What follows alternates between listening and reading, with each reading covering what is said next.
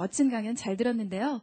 이제 지금부터는 여러분들의 시간입니다. 질의응답 시간을 통해서 지금까지 들으셨던 강연 내용에 대해서 또 혹시나 대표님에 대해서 궁금하신 점이 있으시다면 손을 들어주시면 발표하실 수 있는 기회를 드리도록 하겠습니다.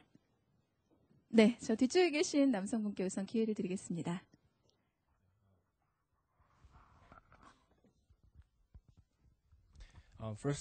우선 좋은 발표 잘 들었습니다.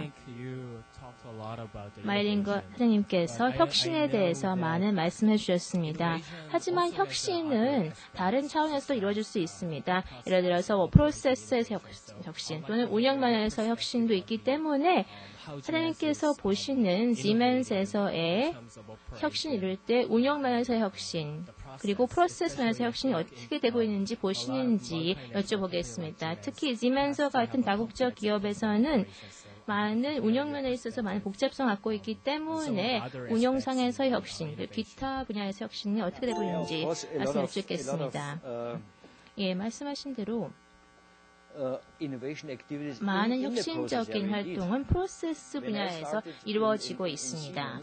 제가 시멘스에 처음 입사했을 때 아까 말씀드린 대로 많은 저희 직원들이 독일 본사에 근무했죠. 또 엔지니어 같은 경우에는 고객을 만나려면 세계 각지로 출장 가야 했습니다. 하지만 이제 그런 시간이 없습니다. 그래서 가장 가까이 고객이 있는 곳에 저희가 근접해 나가야 합니다. 그래서 저희가 한 190여 개의 국가에 진출해 있는 이유가 바로 여기에 있습니다. 그래서 지속적으로 저희가 갖고 있는 사내 직원들의 태도를 계속 바꿔나가야 하는데요. 대외적으로 저희가 보이는 모습은 항상 고객과 가까이 다가가면 될 것입니다. 질문에 대한 답변이 되시는지요? Thank you. Thank you for your answer. 그러면 계속해서 다음 질문 받도록 하겠습니다. 한국의 대학생에서 지멘스 인식은 아주 미미한 것 같았습니다. 아마도 삼성 때문일 거라는 생각을 많이 했습니다. 근데 그 분야에서 커뮤니케이션을 어떻게 해주실 것인지 많이 궁금합니다. 상당히 흥미로운 점들을 말씀을 해주셨습니다. 저희가 이 부분에 대해서는 사실 몇 시간씩 토론을 할 수 있다고도 생각이 되는데요. 일단 한국 내에서의 지멘스에 대한 인식에 대해 살펴보자면은 일단 한국 같은 경우에는 삼성이 가장 두각을 나타내고 있죠. 그런데 삼성과 저희가 활동을 하고 있는 분야가 저희 지멘스와는 약간 다릅니다. 그럼에도 불구하고 삼성이 아주 훌륭한 기업이기 때문에 한국에서는 독보적인 그러한 존재감을 가지고 있다라고 생각을 하고요. 저희의 주요 경쟁사는 사실 GE, 제너럴 일렉트릭입니다.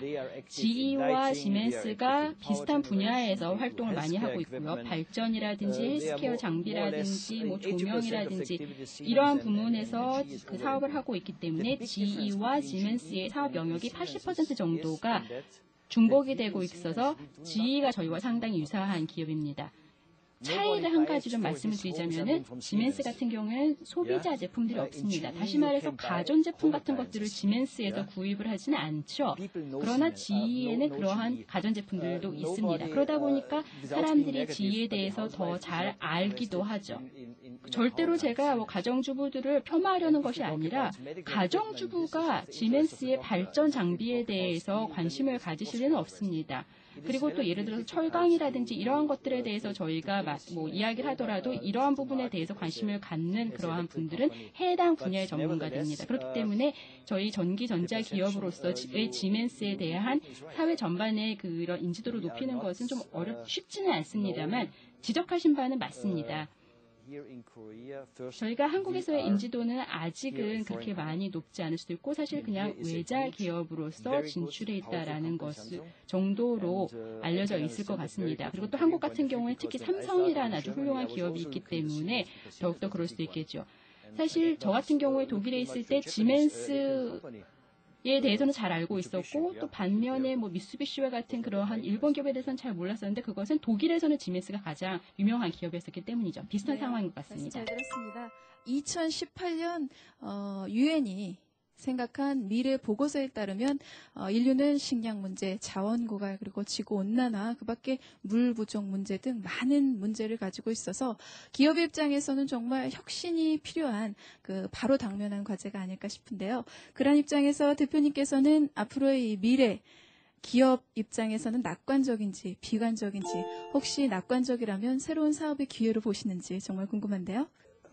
예를 들어서 오늘날의 젊은이들을 보면은요, 대학을 졸업한 그런 젊은이들을 보면은 아주 참신한 아이디어들을 많이 가지고 있습니다. 그리고 또 그런 아이디어를 실현하고자 하는 의지를 가지고 있습니다. 근데 그러한 것들은 어느 정도 이렇게 낙관주의가 있는 그러한 환경에서나 실현이 가능해질 것입니다. 물론 완전히 낙관주의만 빠져서는 안 되고 현실적이어야 하겠죠. 그러나 현실적이면서 낙관주의가 있는 그런 현실성이 필요하다고 생각을 합니다. 저는 사실 저희의 기술적인 미래에 대해서는 별로 걱정을 안 합니다. 이런 기술적인 측면에서는 전 세계적으로 저희가 미래에 잘 대비를 하고 있다고 봅니다. 정치적인 상황과 경제적인 상황 같은 경우에는 일단 어느 정도 좀 잘 풀려나갈 필요가 있겠죠.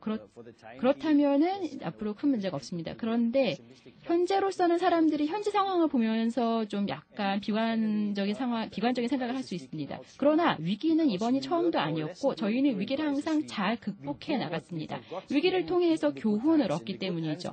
그리고 또 호황일 때 저희가 허리띠를 졸라매지 않고 그리고 이렇게 절약하는 방법을 가끔 잊기도 했습니다만 그러한 것들을 다시 기억을 하면서 위기를 저희가 잘 극복을 합니다. 물론 시장에 구조조정도 있고 사라지는 기업도 있을 것이고 더 잘 살아남는 그런 기업들도 있겠습니다만 전반적으로 놓고 봤을 때 기술 중심 기업들의 미래는 밝다고 생각합니다. 네, 말씀 감사드립니다. 이상으로 EBS CEO 특강 오늘 순서를 마치도록 하겠습니다. 다시 한번 수고해 주신 조셉 마이닝거 대표님께 뜨거운 박수를 부탁드리겠습니다.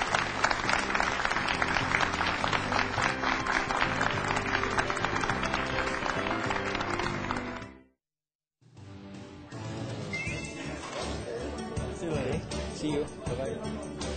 Thank you. Unfortunately. Thank you. Yeah, my recommendation regarding that book is